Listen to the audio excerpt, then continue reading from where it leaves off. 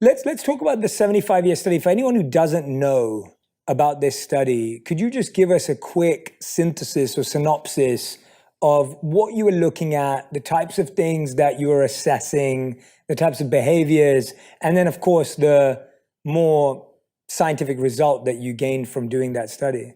So what's wonderful for me about this study is that it has followed the same people for their entire adult lives. That's completely unheard of in the history of science. It just doesn't happen. So we started with people who were teenagers and followed them for, now we're about to enter our 85th year.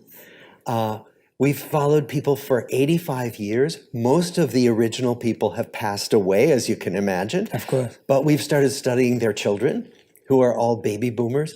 And what's unique about it is to be able to see how lives really unfold, not how we remember them. Because if you think about it, when we try to remember what happened to us, there are big holes in our memories, right? Very well And said, yeah. we get creative about, I'll make up stuff, and then like my wife will correct me and say, no, it didn't happen that way. And she's always right. Yeah. And so I think to be able to follow lives forward and not know what the outcome is going to be is just amazing. So that's the big picture. It started in 1938 with two studies that didn't even know about each other. A group of Harvard College undergraduate students who were chosen by their deans as fine, upstanding young men. And in a study of how people were going to develop from adolescence to young adulthood. They thought maybe the study would go for 10 years. They never dreamed I'd be talking to you today about the study still going 85 years later. The other was a study of boys from Boston's poorest and most troubled families in the 1930s, because a group of researchers were interested in why some children from really difficult backgrounds stayed out of trouble. How did they stay on healthy developmental paths? And so we studied a group of young men who hadn't gotten into trouble, even though their families were plagued by poverty and illness and crime and all kinds of difficulty. So those two we've studied together, two ends of the spectrum. And now, fortunately, we've added women. We started out with all white males because that's what the city of Boston had in 1938 for research to study. And fortunately, more than half women, more people from different backgrounds, lots of immigrants. So we're very excited about this kind of diverse sample that we've grown into. Tell us a bit about the findings over the 75 years, now obviously 85, but tell us a bit about that core finding, because I think the most common finding that's stated is that in this Harvard 75-year study, that when you look at the indicators of human happiness, the quality of our relationships was seen as the number one indicator.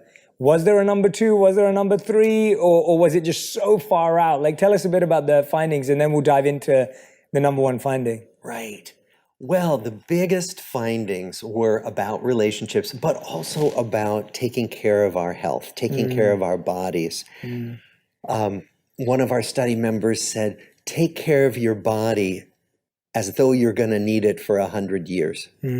And so what we do find, and many other studies find, is that getting regular exercise, eating well, getting decent sleep, getting regular medical care if you can, all of those things, not smoking, not using alcohol or drugs, not abusing at least, that all of those turn out to have huge effects on how long we live, how healthy we stay. But the surprising thing was what you named, which is this finding that the people who stayed healthiest and lived longest had the best and the warmest connections with other human beings. When we started seeing that in our data, we didn't believe it, because we thought, well, how, okay, I mean, if I have nice relationships, it'll keep me happier, sure, but how could it actually keep me from getting arthritis or type 2 diabetes? Or how could that be?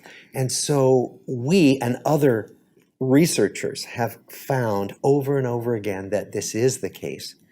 and that it seems to have something to do with stress, and that relationships help us manage stress and help us manage powerful negative feelings. One of the things we all know is that all of us have stress every day, right?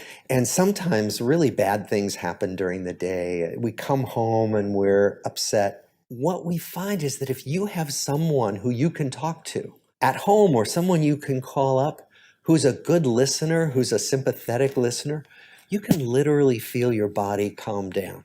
And what that means is you can literally feel your body physiology and chemistry come back to normal.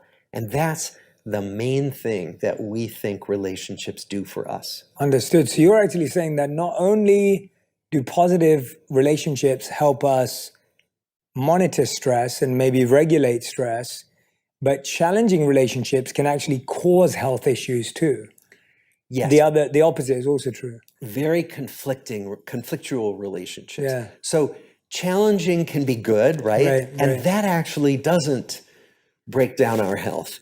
But relationships where there's abuse, relationship where there's constant unhappy arguing, and relationships where difficulties never get resolved, those take a toll because they keep us in what we call fight or flight response. You know, the fight or flight response is our natural response, where if you get scared, your body prepares to run away or to fight or meet with a challenge. That's meant to be temporary. We're meant to come back to baseline, to equanimity.